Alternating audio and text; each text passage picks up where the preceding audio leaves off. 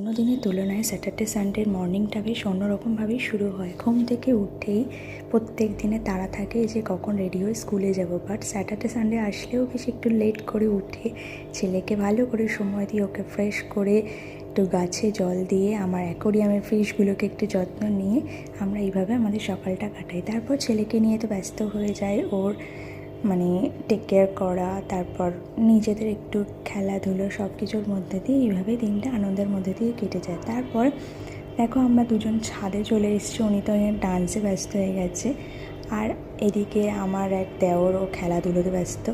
তো সন্ধ্যাবেলাতে ভাবছি সবার জন্য একটু কিছু বানাই। তো বাড়িতে নুডলস ছিল, সেটা দিয়ে একটু সমোসা টাইপস বানিয়ে নিলাম।